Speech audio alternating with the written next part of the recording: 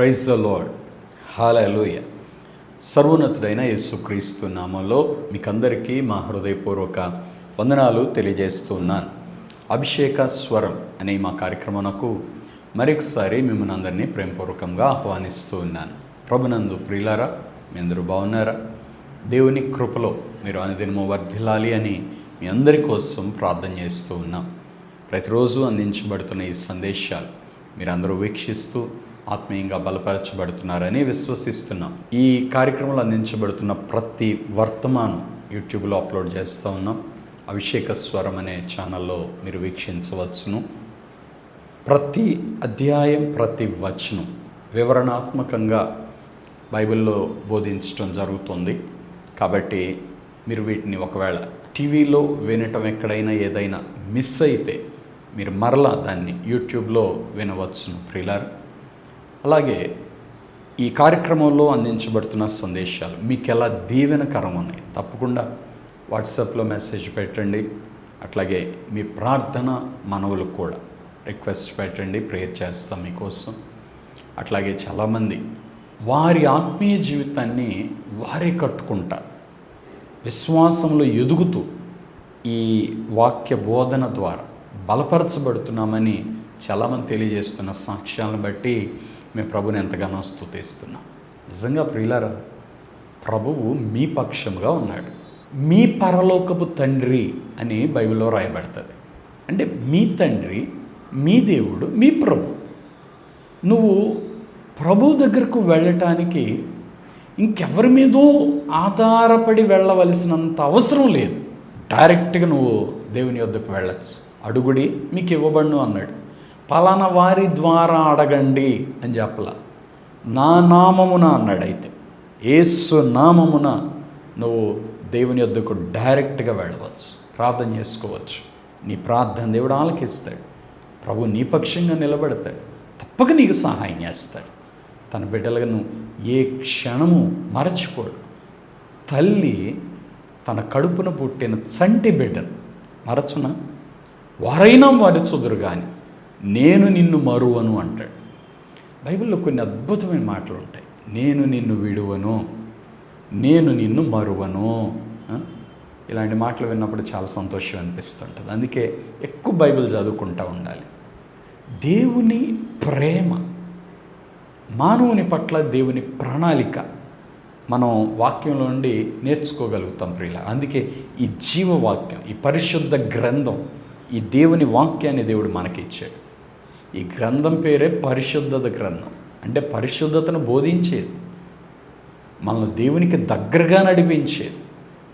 దేవునికి దూరం చేయటానికి ఈ రోజుల్లో సైతానుగాడు అనేక రకాలైన సాధనాలు పెడుతున్నాడు. పాపము, వ్యతిరేకత, రకరకాలైన ఒత్తిడులు, ఎన్నెన్నో. కొంతమంది ప్రార్థన చేయకూడదని, కొంతమంది చర్చికి వెళ్ళకూడదని, కొంతమంది అసలు మాకు సువార్త చెప్పొద్దు అని. ఇది మరీ విచిత్రం. వినకపోతే వీళ్ళు వినకపోవచ్చు, నాకు వద్దు అంటే అది వేరే. మా ఊరికొద్దు, మా ఇంటికొద్దు, మా కుటుంబానికి వద్దు, ఇలా కూడా కొంతమంది వ్యతిరేకంగా మాట్లాడటం ప్రారంభిస్తున్నారు. దాని అర్థం ఏంటి అంటే, అపవాది అంట వాడికి ఇవ్వబడిన సమయం కొంచెమే అని వాడు తెలుసుకొని ఇంకా ఎక్కువగా ఎంతమందిని పాడు చేయాలా అని వాడు ఇలా ప్రయత్నం చేస్తూ ఉన్నాడట. దేవునికి దూరం చేయాలి, స్వార్థ వినకుండా చేయాలి, వ్యతిరేకులుగా చేయాలి, పాపంలో పడేలా చేయాలి, నాశనమయ్యేలా చేయాలి. ఇలాగూ ప్రజలను మోసం చేస్తున్నాడు. ఒకరోజు నిత్య నరకంలో అంట ఎవరెవరైతే సైతాను మాట విని మోసపోయారో వాళ్ళందరిని చూసి నవ్వుతాడట. నవ్వుతూ అంటాడంట, మీరందరూ మోసపోయారు నా మాటలిని అంటాడట. ప్రియులారా, అందుకే ఆ అపవాది మోసములు మనం పడకూడదు, మనల్ని మనం కాపాడుకోవాలి. మిమ్మును మీరు మోసపరచుకోవద్దు, అలాగే ఎవ్వడు మిమ్మును మోసపరచనీయద్దు. ఇది దేవుని వాక్యం మనల్ని హెచ్చరిస్తున్న అనుభవాలు. మిమ్మును మీరు మోసపరచుకోవద్దు, ఎవరు మిమ్మల్ని మోసం చేయనీయద్దు. మీరు దేవుని అందలి భయభక్తులు కలిగి జీవించండి. ఇది ఆత్మీయ జీవితం ప్రియులారా. యోధా పత్రిక మనం ధ్యానిస్తూ వస్తున్నాం. ఈరోజు 6వ వచనం మనం ధ్యానం చేసుకుందాం. మరియు తమ ప్రధానత్వమును నిలుపుకొనక తమ నివాస స్థలమును విడిచిన దేవదూతలను మహాదినమున జరుగు తీర్పు వరకు కటిక చీకటిలో నిత్య పాశ్యములతో ఆయన బంధించి భద్రము చేసెను.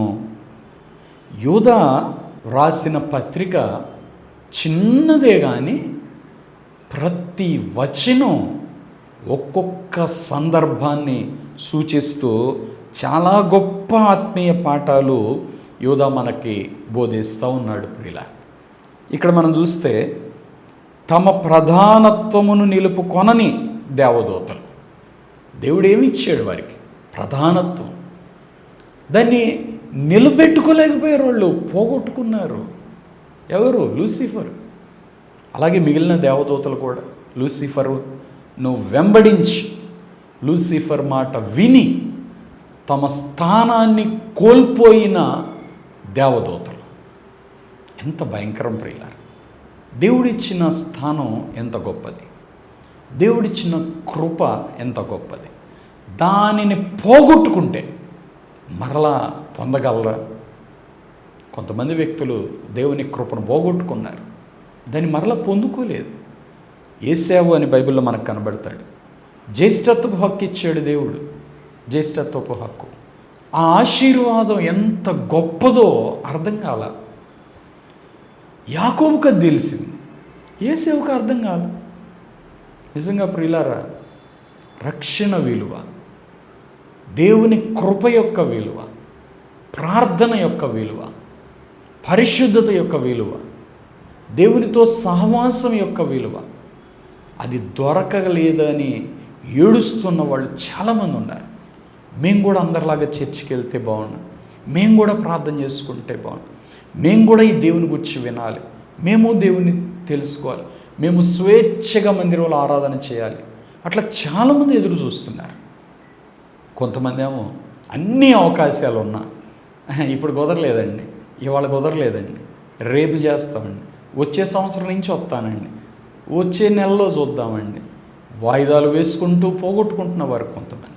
దేవదూతలు కూడా ఒకనొక సందర్భంలో దేవుడు తమకిచ్చిన ప్రధానత్వాన్ని నిలుపుకొనక పోగొట్టుకున్నారు. ఈ పాట మనం నేర్చుకుంటున్నప్పుడు ఓ ప్రశ్న మనం వేసుకోవాలి. దేవుడు నీకు ఇచ్చిన కృప నిలుపుకుంటున్నావా, పోగొట్టుకుంటున్నావా? దేవుడు నీకు ఇచ్చిన కృప, దేవుడు నీకు ఇచ్చిన పిలుపు, దేవుడు నీకు ఇచ్చిన ఆధిక్యత, జాగ్రత్తగా దాన్ని మనం కాపాడుకోవాలి ప్రియులారా. తమ నివాస స్థలమును విడిచిన దేవదూతలను, దేవదూతలు ఏం చేశారంటే ప్రధానత్వాన్ని పోగొట్టుకున్నారు. రెండోది, తమ నివాస స్థలమును విడిచిపెట్టేశారట. శాశ్వతుడైన దేవుడు నీకు నివాస స్థలము అని రాస్తాడు ద్వితీయోపదేశ కాండంలో. దేవుడే నీ నివాస స్థలం. నువ్వు దేవునిని విడిచిపెట్టావంటే నీ నివాస స్థలమును పోగొట్టుకుని.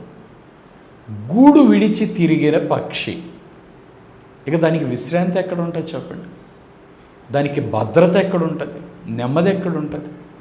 నిజంగా ఈ దినాల్లో మనుష్యులు దేవునిని విడిచిపెట్టేశారని చెప్పటంలో ఎటువంటి అనుమానం లేదు. పనులు పరుగెత్తుతున్నారు, ప్రయాసపడుతున్నారు. దేని కొరకు? ఒకరోజు అన్నిటినీ విడిచిపెట్టి వెళ్ళిపోతాం మనం. ఈ లోకంలో ఎన్ని సంపాదించుకున్నా, ఏమి సంపాదించుకున్నా ఏది మనతో ఉండదు. దిగంబరులుగా ఈ లోకానికి వచ్చాం, దిగంబరులుగా ఇక్కడి నుంచి వెళ్ళిపోతాం. ఇక్కడున్నది ఏది మనది కాదు, మనది అని అనుకుంటాం అంతే. ఏది మనది కాదు.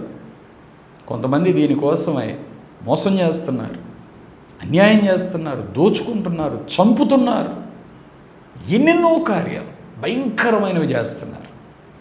దేనికోసం? అన్నీ వదిలిపెట్టి పోయే వీటి కోసమా? మరి ఎక్కడికి వెళ్తావు? నిత్య రాజ్యం, దేవుని రాజ్యానికి మనం వెళ్ళాలి. మరి అక్కడ కదా మనం సంపాదించుకోవాలి. లోకం కోసం బరుగెత్తిన వ్యక్తులు లోకాన్ని సంపాదించుకొని ఈ లోకములో విడిచిపెట్టినప్పుడు, మరణించినప్పుడు అన్నీ పోగొట్టుకున్న వ్యక్తులుగా ఆ ధనవంతుడి మాదిరిగా అయిపోతున్నారు. లాజర్ లాంటి వ్యక్తులు ఏమీ లేకపోయినా దేవుని రాజ్యం మీద దృష్టి పెట్టుకొని దేవుని కొరకు జీవించి దేవుడు ఉంటే చాలు అనుకొని దేవుని గట్టిగా పట్టుకున్నారు. ఈ లోకంలో ఏమున్నా ఏమి లేకపోయినా. లాజరు జీవితాన్ని ఒకసారి ఆలోచించండి. ఒంటి నిండా కురుపులు, కుక్కలు వచ్చి నాకుతున్నాయి, ఆరోగ్యం లేదు, నాకు దేవుడు ఇవ్వలేదని దిగులు పడలేదు. దేవుడా ఇంకెప్పుడు నన్ను ఎప్పుడు కనికరెత్తావు, ఇది ఎప్పుడు తీసేస్తావు, అసలు దాని మీద దృష్టే లేదు ఆయనకి. ఉండటానికి ఇల్లు లేదు, కట్టుకోవడానికి బట్టలు లేవు, తినడానికి తిండి లేదు. ధనవంతుడు తినగా మిగిలితే ఏదైనా పడేస్తే తిన్నాడు. అలాంటి జీవితంలో ప్రభువు కొరకు ఎదురు చూసే అనుభవాన్ని కలిగి జీవించగలుగుతారంటారా? తమ నివాస స్థలాన్ని లాజరు దేవుని రాజ్యంలో కట్టుకున్నాడు. ఓ రోజు ధనవంతుడు అడుగుతాడు, దేవుడు నీకేమి ఇచ్చాడని నీ భక్తి కలిగి జీవిస్తున్నావు? తినడానికి తిండి లేదు, ఆరోగ్యం లేదు, ఉండటానికి ఇల్లు లేదు, ఏముంది, ఏమి ఇచ్చాడు దేవుడు నీకు? అప్పుడు లాజరు అంటాడు, ఇక్కడ నా ఒంటి నిండా కురుపులు ఉన్నాయి, కానీ అక్కడ నాకు ఏ రోగం ఉండదు. రోగాలు లేని దేవుని రాజ్యం. ఇక్కడ తినడానికి తిండి లేదు, ఆకలి దప్పికలు లేని దేవుని రాజ్యం నాకు. ఇక్కడ ఉండటానికి ఇల్లు లేదు, దేవుని చేతితో కట్టబడిన ఇల్లు నా కోసం దేవుని రాజ్యంలో ఉంది. దానికోసం ఎదురు చూస్తున్నాను. ఈ లోకంలో ఉన్న ఇళ్ళన్నీ కొద్ది కాలానికి శిథిలమైపోతాయి, నాశనం అయిపోతాయి. అక్కడున్న ఇల్లు ఏమీ కాదు. మరి ఈ జీవితంలో నాకు ఎంతకంటే ఏం కావాలి? తినడానికి తిండి లేదు, అక్కడ ఆకలి లేదు. అనారోగ్యం, అక్కడ ఆరోగ్యమే. ఇక్కడ ఇళ్ళు లేదు, అక్కడ దేవుని చేత కట్టబడుతున్న ఇల్లు. ఇక్కడ సరైన వస్త్రాలు లేవు, అక్కడ మహిమను వస్త్రముగా ధరించుకోబోతున్నాను. ఎటువంటి విశ్వాసం! తమ నివాస స్థలమును కాపాడుకున్నటువంటి, నిలుపుకున్నటువంటి వ్యక్తులుగా వీరుంటారు. దేవదూతలు కూడా పోగొట్టుకున్నారండి, మోసపరచబడ్డారు. పాపం భ్రమను కలిగించి మనిషినంట నాశనం చేస్తుందట. సంతోషం అనే భ్రమ, ఆనందం అనే భ్రమ, బాగుంది అనే భ్రమ. ముగింపు ఏంటి అంటే ఏమీ లేదు, మొత్తం పోయిందంతే. అప్పుడు కళ్ళు తెరిసర్రే ఇట్ట జరిగిద్దని అనుకోలేదు. అదే దాని వాస్తవ స్వరూపం. ఎండమావుల వెంట పరిగెత్తినట్టేనండి. ఎండమావి అంటే నీటి ఊటలా కనబడుతుంది, బట్ అది నీరు కాదు. నీరు కాదు, నీటి ఊటలాగా తళతళ మెరుస్తే కనబడుతుంది, బట్ నీరు కాదు. చొక్క నీరు కూడా దొరకదు, అక్కడ ఉండదు. అదే ఎండమావి. ఇప్పుడు మానవ జీవితం అలాగే ఉంది. దేవదూతలు కూడా తమ నివాస స్థలమును విడిచిపెట్టేశారు, తమ ప్రధానత్వాన్ని పోగొట్టుకున్నారు. తర్వాత మహాదినమున జరుగు తీర్పు వరకు ఒక తీర్పు అనేది ఒకటి ఉంది, జడ్జిమెంట్ అనేది ఒకటి ఉంది. దీన్ని ఈనాడు అసలు ప్రజలందరూ మర్చిపోయారని చెప్పచ్చు. ఈరోజు ప్రస్తుత కాలంలో ప్రజలు జీవిస్తున్న జీవన విధానంలో దేవుని తీర్పు అనేది ఒకటి ఉంది అన్న సంగతిని మర్చిపోయారండి. మర్చిపోయారు. ఎట్టో కట్ట బతకాలి, ఎట్టో కట్ట ఈరోజు గడపాలి, ఎట్టో కట్ట డబ్బు సంపాదించాలి, దానికోసం ఏమైనా కానీ. మరి దేవుని తీర్పులో నిలబడినప్పుడు నా జీవితం పరిస్థితి ఏమిటి? దాని గురించి అసలు ఎవరు పట్టించుకోవట్లేదు, ఆలోచించట్లేదు. జాగ్రత్త, నువ్వు మరిచిపోయావని తీర్పు లేకుండా పోదు. నువ్వు చూడట్లేదని దేవుడు చూడకుండాను కళ్ళు మూసుకోలేదు. కళ్ళు మూసుకుంది నువ్వు, దేవుడు కాదు. ఒకరోజు మొత్తాన్ని ఎదురుగా పెట్టి దేవుడు లెక్క అడుగుతాడు. తీర్పు ఉంది, ఓ రోజు మనం దేవునికి లెక్క అప్పచెప్పాలి. దైవ భయముతో బ్రతకాలి మనం. ఖచ్చితంగా దేవునికి లెక్క అప్పచెప్పాలని ఆ భయం మనకు ఉండాలి. ఆ భయం ఎప్పుడైతే పోగొట్టుకుంటారో దేవునికి దూరం అయిపోయారు అనే దానికి అదే రుజువు అండి. దేవుని భయము లేకుండా ఏ వ్యక్తి అయితే జీవిస్తున్నాడో ఆ వ్యక్తి దేవునికి దూరస్తుడే, దేవునికి దగ్గరస్తువాడు కానే కాదు. దేవదూతలు మహాదినమున జరుగు తీర్పు వరకు కటిక చీకటిలో నిత్య పాశములతో ఆయన బంధించి భద్రము చేసెను. ఎక్కడున్నారు దేవదూతలు? కటిక చీకటిలో ఉన్నారు. కటిక చీకటి అంటే కన్ను పొడుచుకున్నా కానరానంత చీకటి. ఐగుప్తు దేశంలో 3 రోజులు వచ్చిందంట ఆ చీకటి. ఎవరికెవరు కనిపించలేదు. ఐగుప్తు దేశం అంతా చీకటి కమ్మేసి. కానీ ఇశ్రాయేలు ప్రజలకు మాత్రం వారి స్థలంలో వెలుగు ఉందంటే. దేవుడు నీతో ఉంటే నీకు వెలుగు ఉంటుంది, మహిమ ఉంటుంది. దేవుడు నీతో ఉంటే నువ్వు చీకట్లో ఎంత మాత్రం ఉండవు. నువ్వు ఉన్న స్థలానికి ప్రభువు వచ్చేస్తాడు. ఆడ వెలుగు ఉదయిస్తుంది అంతే. అందుకే అరైజ్, షైన్, దై లైట్ ఈజ్ కమ్ అంటాడు. నీకు వెలుగు వచ్చి ఉన్నది, లెమ్ము, తేజరిల్లుము. నీ చీకటిని తీసివేసే వెలుగది, నిన్ను లేవనెత్తే వెలుగది, నిన్ను తేజరిల్ల చేసే వెలుగది. ఇంక నువ్వు చీకట్లో ఉండవు. నువ్వు ఎక్కడ చీకట్లోకి వెళ్ళినా కూడా నీ వెలుగుతో ఆ చీకటి మొత్తం పారిపోతుంది. అక్కడ నువ్వు తేజరిల్లుతో. అది దేవునితో ఉన్న సహవాసం. కటిక చీకట్లో ఉన్నారట. గొప్ప మహిమలో దేవుని వెలుగులో ఉండవలసిన దేవదూతలు కటిక చీకటిలోకి రావటానికి గల కారణం ఏంటి అంటే, వారు తమ ప్రధానత్వాన్ని నిలుపుకోక పోగొట్టుకున్నారు. అంటే దేవుడు అప్పచెప్పిన బాధ్యత, దేవుడు చెయ్యమని చెప్పిన బాధ్యత, దేవుడు ఇక్కడ ఉండు అని చెప్పిన స్థలాన్ని విడిచిపెట్టేసి, చేయమన్న దాన్ని చేయకుండా మానేసి ఎక్కడికి వెళ్ళారు అంటే చీకట్లోకి వెళ్ళిపోయారు. ఏమండి, దేవుడు చెప్పినది నువ్వు చేయగలుగుతున్నావా? దేవుడు నిన్ను నిలబెట్టిన స్థలంలో నువ్వు నిలబడుతున్నావా? అలా కాకపోతే నీ స్థలం విడిచిపెట్టినా, రెండవది దేవుడు నీకు అప్పగించిన బాధ్యత నువ్వు చేయకపోయినా నువ్వు వెలుగులో ఉండలేవు, కటిక చీకటిలోకి వెళ్ళే ప్రమాదం ఉంది. దేవదూతలు కూడా ఇక్కడ కటిక చీకటిలో ఉన్నారు. రెండవది, నిత్య పాశములతో ఆయన బంధించి భద్రం చేశాడు. వారు బంధించబడ్డారంటే నిత్య పాశములు అంటే ఇక ఎప్పటికీ విడిపోని బంధకాలు, అలా బంధించేసాడంతే. ప్రియులారా, అందుకే పాపంలో బంధించబడిన వ్యక్తి బయటకు రాలేకపోతున్నాడు. అది జిగటగల దొంగ ఊబిలో పడ్డవాడు బయటకు రావటం అనేది అసాధ్యం అండి. అంతకంతకు మునిగిపోతాడే కానీ బయటికి ఇక రాడు. ఒకసారి మీరు అర్థం చేసుకోండి, ఒక వ్యక్తిని తన స్థితి నుండి మనస్సు మార్చాలి అంటే ఎంత కష్టమండి. ఒక వ్యక్తి తన దురలవాట్ల నుండి విడిపించాలంటే ఎంత కష్టం. ఒక వ్యక్తిని ఈ పని చెయ్యొద్దు, ఈ చెడు చెయ్యొద్దు, నువ్వు చేయకుండా ఉండు అని ఆ వ్యక్తిని ఆపాలి అంటే ఎంత కష్టం. ప్రభుత్వాలు తల్లడిల్లిపోతున్నాయండి ప్రస్తుత దినాలు. ఈ డ్రగ్స్, గంజాయి నుంచి ప్రజల్ని ఎలా కాపాడాలి అర్థం కాక జుట్టు బీక్కుంటున్నారు. ఒక్క మాట చెప్తున్నాను, లోకానికి రక్షకుడు యేసు ఒక్కడే. యేసు తప్ప ఏ బలవంతం చేత, ఏ అధికారం చేత ఏ వ్యక్తిని దురలవాటు నుండి విడిపించలేరు. ఎంతకాలం ఆపుతారు మీరు? ఎంతకాలం బంధిస్తారు? ఎంతకాలం చేయకుండా ఒక వ్యక్తిని ఆపుతారు? ఆ వ్యక్తి మనస్సు కొట్టుకుంటుంది. మనస్సు మారకపోతే ఏ వ్యక్తిని మార్చటం అనేది అసాధ్యం. అందుకే యేసు ప్రభు వారి బోధ ఏంటంటే మారు మనస్సు పొందండి. ఇప్పుడు లోకంలో వ్యతిరేకంగా లేచి మతం అనే ఈ మారు మనస్సు మాకు వద్దు అంటున్నారు. మారు మనస్సు లేకపోతే ప్రజలు నశించిపోతారు. పాపములో పడిన వ్యక్తి నశించిపోతాడు, వ్యసనముల్లో పడిన వ్యక్తి నశించిపోతాడు, దురలవాట్లు పడిన వ్యక్తి నాశనం అయిపోతాడు. ఇక్కడ శరీరరీత్యానే కాదండి, మనిషి శరీరంలో ఆత్మ ఒకటి ఉంది. ఆ ఆత్మ కూడా నిత్య నరకాగ్నికి వెళుతుంది.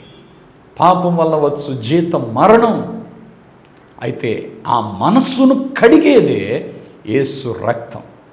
మన సాక్షిని శుద్ధి చేసి ఆ ఆశలను చంపి వాటిని పూర్తిగా మనసులో నుండి తొలగించి, ఎంతమంది డ్రగ్ ఎడిక్ట్స్ అండి, ప్రభు నన్ను మార్చాడు, ప్రభు నన్ను విడిపించాడు, ప్రభు నన్ను బ్రతికించాడు అని ఎంతమంది సాక్ష్యం చెప్పిన వాళ్ళు ఉన్నారు.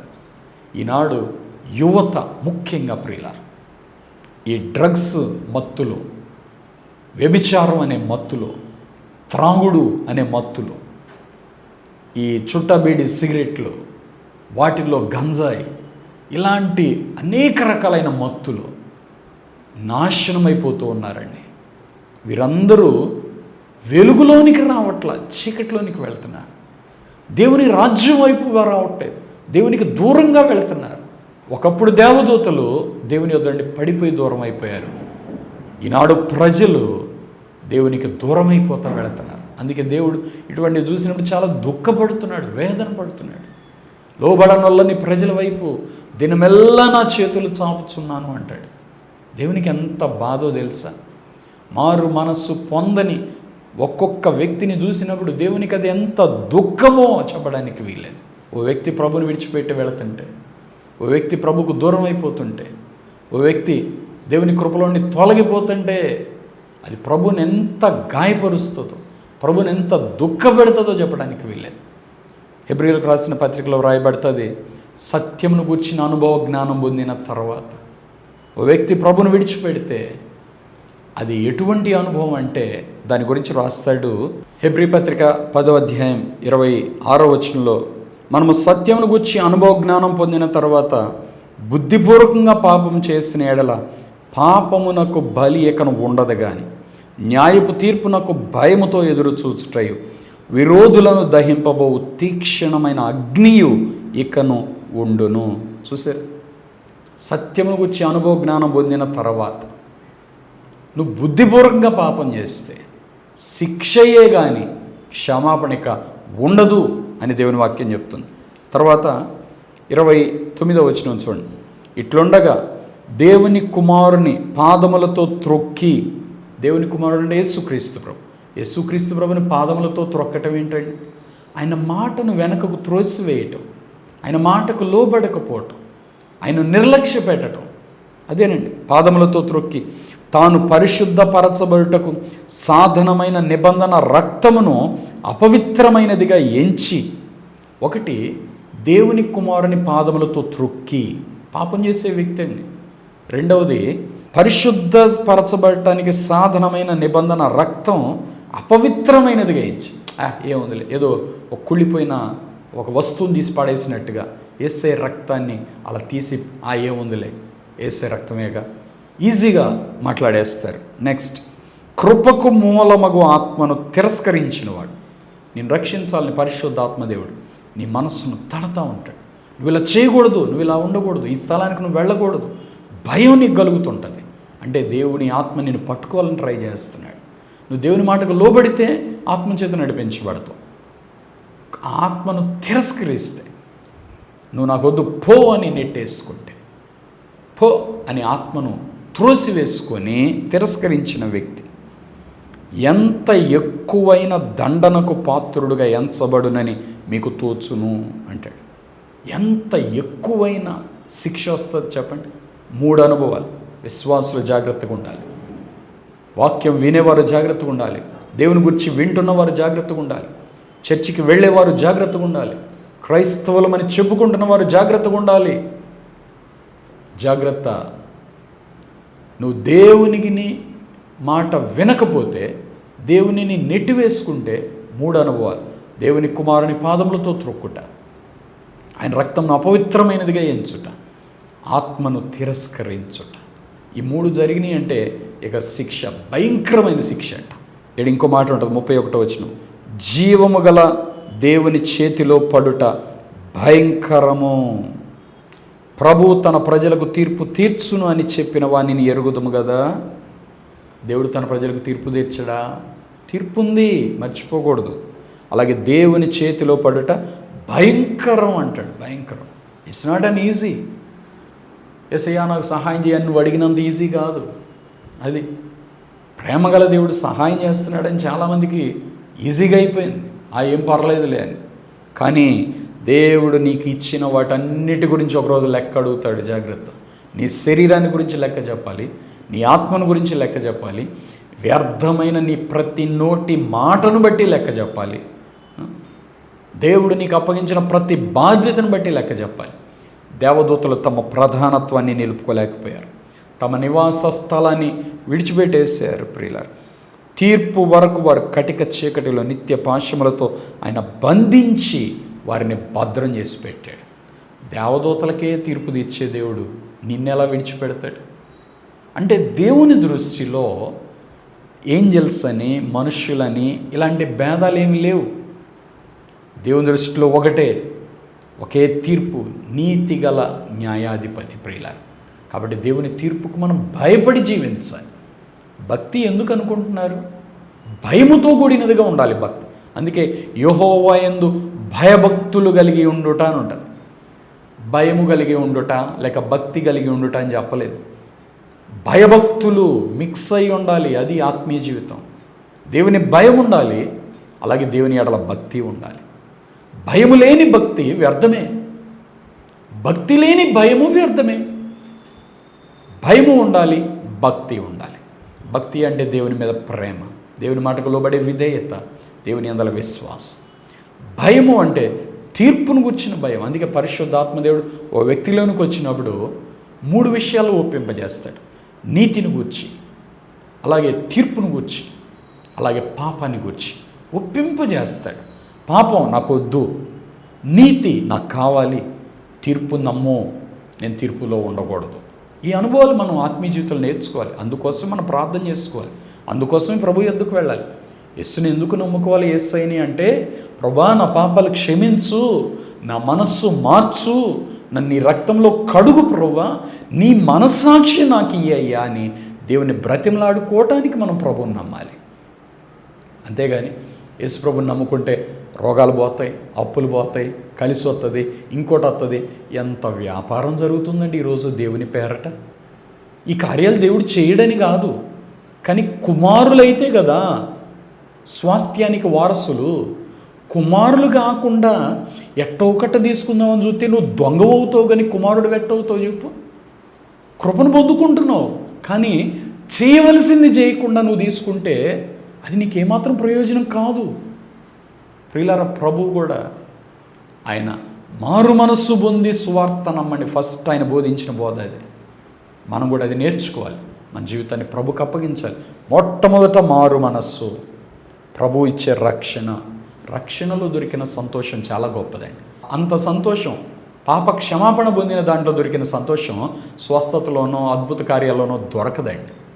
చెప్పశక్యము కాని మహిమాయుక్తమైన సంతోషం రక్షణ ఆనందం. అది రక్షణ ఆనందం అన్నాడు, కానీ స్వస్థత ఆనందం, అద్భుత ఆనందం అనలేదండి. అద్భుత కార్యాలు, స్వస్థతలు ప్రభు యొద్దకు రావటానికి ఉపయోగపడాలంతే. కానీ వచ్చిన వ్యక్తి రక్షణ పాత్ర చేత పట్టుకోవాలి. ఈరోజు చాలామంది మేళ్ళు పొంది ఇక్కడ ఆగిపోతున్నారు, రక్షణ పాత్రను చేత పట్టుకోవట్లేదు. అది పట్టుకొని ప్రార్థన చేయకపోతే నువ్వు పొందిన మేలుకు అర్థం కూడా లేదు. తీర్పు ఉంది, దాన్ని తప్పించుకోవాలి. అందుకే మనం క్షమించబడాలి, రక్షించబడాలి, ప్రభుతో సహవాసంలో జీవించాలి, ప్రభును వెంబడించేవారుగా మనం ఉండాలి. అటువంటి కృప దేవుడు మనందరికీ దయచేయను గాక.